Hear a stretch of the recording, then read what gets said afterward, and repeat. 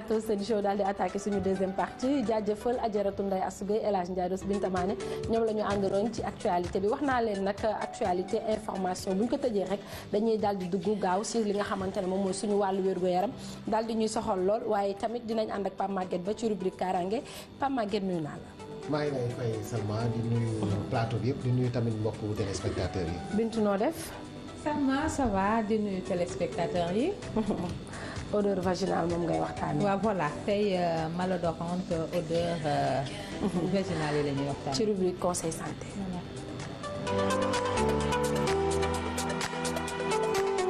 waa bu ñu waxtaanee nag tey li ñuy waxtaanee moom mooy mauvaise odeur vaginale maanaam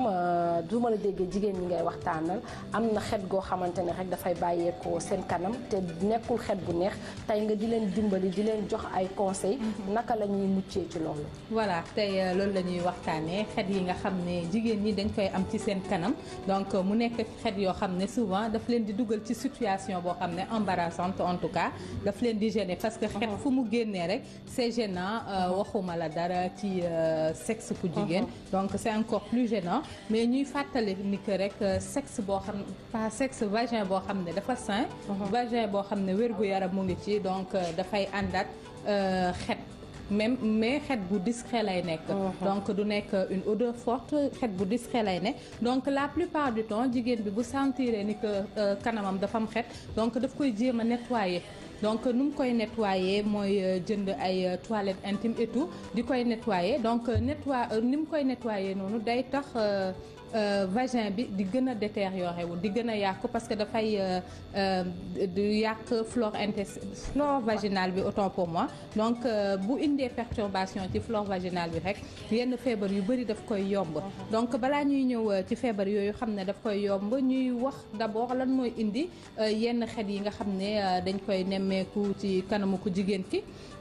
dañuy nemmeeku souvent bu terre à terre jigéen ñi bu ñu demee toilette maanaam ñu tuur ndox wala ñu def leneen aux toilettes en tout cas am na si ñoo xam ne dañuy pare rek solu dem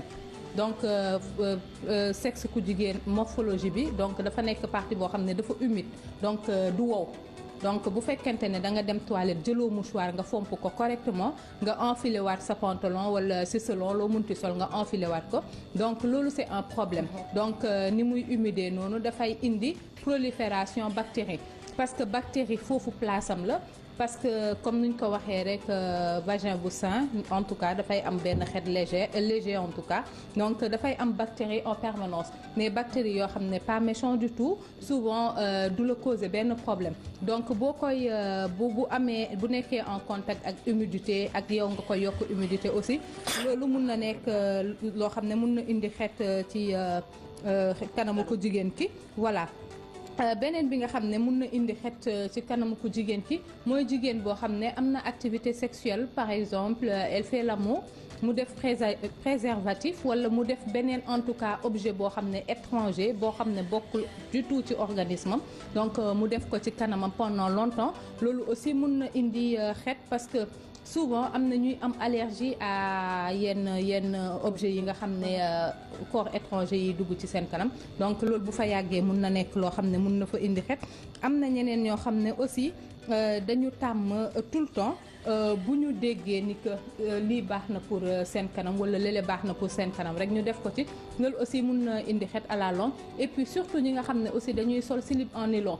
ñooñu ci xet la ñuy dëkk parce que dafay yokk bactéries yi te bactéries yi plus muy yokk rek plus xet bi di am aussi ñi nga xam ne aussi dañuy am yenn infection yi parce que infection rek du moom mooy indi xet ci kanam mais yenn infection yi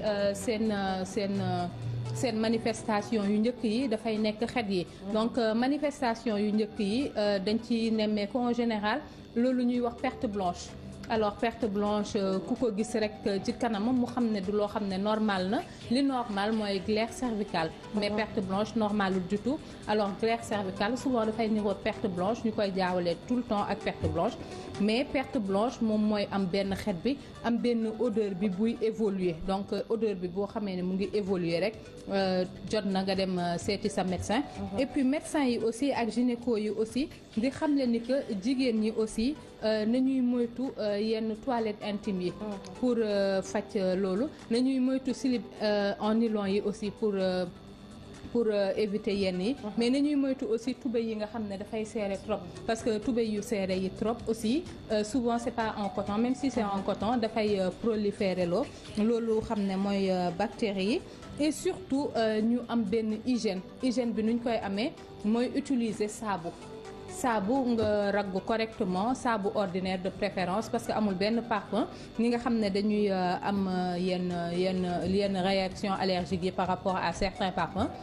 saabu ordinaire d'habitude kenn amu ci réaction allergique donc ñuy jël saabu ordinaire di ko ragg de fond en comble et puis ragg bi aussi ñuy éviter muy dugg ci biir vagin bi parce que bu duggee ci biir vagin bi rek déséquilibre boobu xam ne mën nañ ko nemmeeku ci entrée vagin bi déséquilibre bi nga xam ne day indi ci flore vaginale bi loolu yëpp mën na indi ay gàllankoor ci suñu wàllu wér gu yaram ba entraîner yenn IST yi donc da nga doon daw IST ak nettoyage bu ëpp bi da ngay dem ba indil sa bopp yenn IST yi. yenn saa yi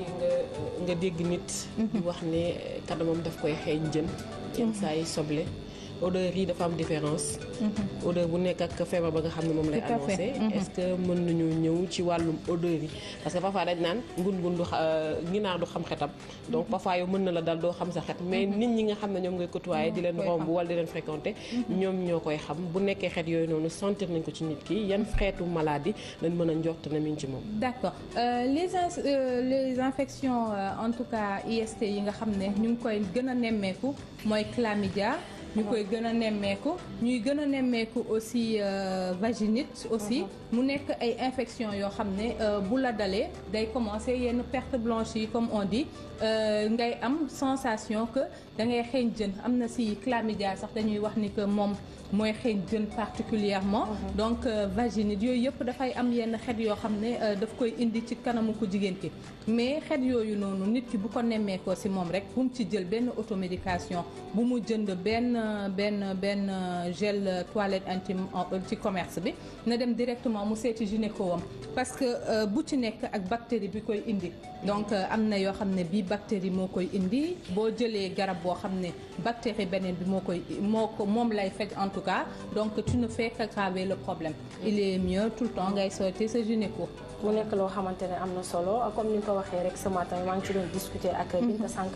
dañoo disait que ni moom mënul comprendre jigéen boo xamante ne dañuy utiliser slip en nylon nee na moom loolu mënu ko comprendre donc parce que nit ñi dañu war a am culture jënd coton deuxièmement aussi waruñu ko wekk ci douche dañ ko war a exposer ci naaj bi ci kër gi donc am ñoo xam ne dañ lay dama ruus wala dara mais am na loo xamante ne aussi dafa am comme yéen ngeen nekk ay jigéen bokku kër yéen ñëpp ngeen koy weex ci douche bi kii mën na am ay bactéries yoo xamante ne da koy kii mu transmettre ci beneen bi donc loolu c'est déconseillé dañ lay wax nga jënd slip coton nga koy weex ci naaj bi en même temps bu fekkente ne am nga possibilité di ci def fer à repasser muy tàng loolu nekk na loo xamante ne lu baax la flore vaginale bi ngay wax aussi dafa am bactéries yoo xamante daf lay protéger donc nekkul ne dafa ñëw foofu pour indi ay pathologie wala dara mais naturellement daf lay protéger donc yow booy wax que ni damaa set wala damay sëy wala dama bëgg a faire plaisir sama partenaire ba lu ñu la wax nga daal di ciy dugg dafay nekk loo xamante ne ay problème nga indil sa bopp mooy aussi culture bi nga xamante ne jigéen bu demee toilette dafa war a jël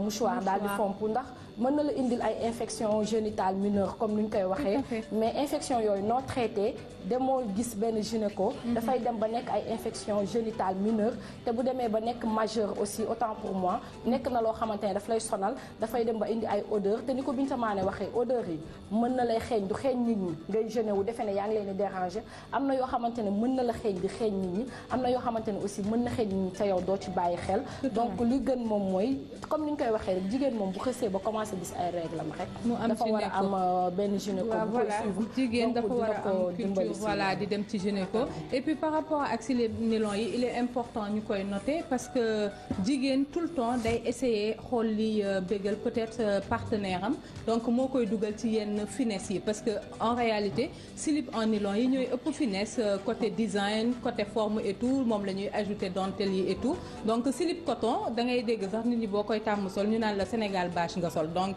pour un peu dire que du am benn finesse de repère transparent aussi. waaw voilà mais bon en général yooyu yëpp nylon lay nekk mais en coton du tax a rafet genre yu demee noonu moo tax jigéen ñi di préférer slip nylon bi mais aussi di xamle rek ni que slip en nylon baaxul du tout pour la santé non seulement baaxul pour awra ku jigéen ki mais baaxul aussi parce que du permettre air bi di dugg donc yaram dafay soxla oxygène pour mun a respirer normalement. mais aussi une question rek bala ñoo tëj am na jigéen ñoo xamante ne dañ lay wax peut-être 2 jours après les règles wala 3 jours après dafay am benn odeur boo xamante ne du neex mais loolu bu passé rek période boobu dafay normal. mais en fait c'est normal un vagin sain dafay am une odeur légère. day am xet dans tous les cas képp jigéen ñëpp ñoo koy am donc loolu c'est très normal et très naturel donc ñuy bàyyi xel ci loolu et puis aussi di bàyyi xel ni que dañu ko war a ragg ni ñuy raggee seen pokataan yi dañ ko war a ragg correctement donc waruñ ko ragg nànk waroo ko raay parce que boo ko raayee tu nettoies pas en réalité parce que da nga koy nemmeeku sax consultation gynécologique yi gynéco yi dañ ciy attirer souvent attention ku jigéen ki que buy ragg kanamam daf ko war a ragg avec insistance et puis bu mu ragg ci kaw na ragg ruq-ruqaat yëpp. pour est-ce que mënul am aussi genre comme ni nga ko waxee savon naturel mais aussi waruñu utiliser njàmpe bi nga xamante ne moom ngay raxasee say tànk daal di koy bombis ki bëgg ko utiliser waat pour sa kanam. loolu aussi mais c'est simple nit ki ut gant boo xam ne daf koy utiliser bu paree nettoyer ko à l'eau de javel. voilà raxas ko ba mu set xam ne mais est-ce que xeet yi est-ce que am na ay xeet yoo xam ne bu ko jigéen amee du dañ wala xeet yëpp boo ko soo ko traité mu dañ. xeet yëpp dafay dañ sauf xeet bi nga xam ne vagin bi daf koy am de façon normale naturelle donc beneen xeet bu mu ci am rek soit problème d'hygiène la saleté la soit mu nekk une infection. alors infection bu mu ci munti nekk actuellement quel que soit le type mun nañ ko faj. donc dañ koy faj normalement au bout de quelques jours à l'antibiotique et tout dañ koy faj normalement. donc xet yëpp mën na disparaître donc question de volonté la et souvent question d'hygiène parce que yëpp benn gënut ñaaw nga dem en consultation ñu ne la amoo benn IST que tilim moo indi xet ci sa kanam donc ñuy góorgóorlu ci loolu c'est important. ñu lay jaajëfal ma leen di jaajëfal aussi. waa Bintu Kane ñu koy remercier bu baax a baax surtout femmes yi nga xamante ne aussi dañuy soog a accoucher Bintu dañuy bàyyi xel bu baax a baax ci seen hygiène vaginale am na solo. ñuy écouter tout le temps seen conseils yi gynéco parce que gynéco yi aussi santé jigéen ki moo leen intéressé. Ajarat ñu lay jaajëfal nga may place Alaaji. waaw Alaaji fi mu nekk nii mën ngaa ñëw. yenn xet yi nga xam ne dañ koy nemmeeku ci kanamu ku jigéen ki dañuy nemmeeku souvent bu terre à terre jigéen ñi bu ñu demee toilette maanaam ñu tuur ndox wala ñu def leneen aux toilettes en tout cas am na si ñoo xam ne dañuy pare rek solu dem donc sexe ku jigéen morphologie bi donc dafa nekk partie boo xam ne dafa humide donc du wow. donc bu fekkente ne da nga dem toilette jëloo mouchoir nga fomp ko correctement nga enfiler waat sa pantalon wala si selon loo munti sol nga enfiler waat ko donc loolu c'est un problème donc ni muy humide noonu dafay indi prolifération bactérie parce que bactérie foofu place am la parce que comme ni ñu ko waxee rek vagin dafay àndaat xet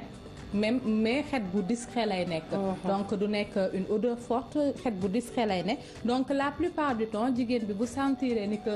kanamam dafa am xet donc daf koy jéem a nettoyer. donc nu mu koy nettoyer mooy jënd ay toilettes intimes et tout di koy nettoyer donc ni mu koy nettoyer noonu day tax.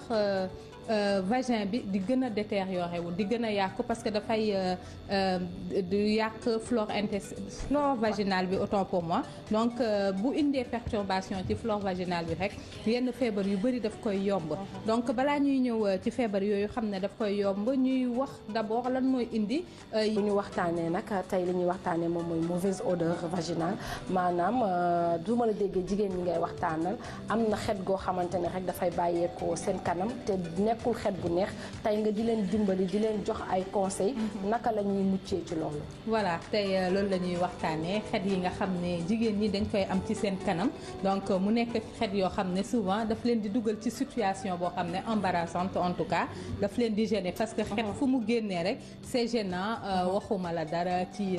sexe ku jigéen donc c'est encore plus gênant mais ñuy fàttali ni que rek sexe boo xam pas sexe vagin boo xam ne dafa sain vagin boo xam ne wér-gu-yaram mu ngi ci donc. Plateau Sen Show daal di attaqué suñu deuxième partie jaajëfal Adjaratou Ndeye Astou Gueye El Hadj Ndiaye Rose Binta Mané ñoom la ñu àndaloon ci actualité bi wax naa leen nag actualité information bu ñu ko tëjee rek dañuy daal di dugg gaaw si li nga xamante ne moom mooy suñu wàllu wér-gu-yaram daal di ñuy soxal lool waaye tamit dinañ ànd ak Pape Maguette ba ci rubrique Kaaraange Pape Maguette nuyu naa la. maa ngi lay fay Salma di nuyu plateau bi yëpp di nuyu tamit mbokku téléspectateurs yi. Bintu noo def.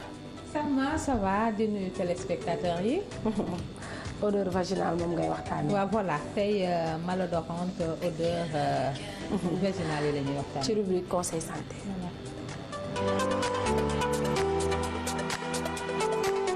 waa broussin en tout cas dafay am benn xeet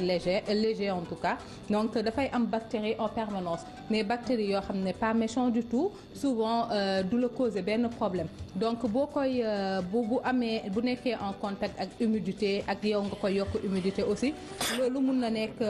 loo xam ne mun na indi xeet ci kanamu ko jigéen ki voilà.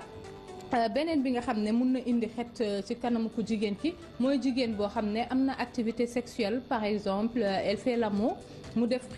préservatif wala mu def beneen en tout cas objet boo xam ne étranger boo xam ne bokkul du tout ci organisme am donc mu def ko ci kanamam pendant longtemps loolu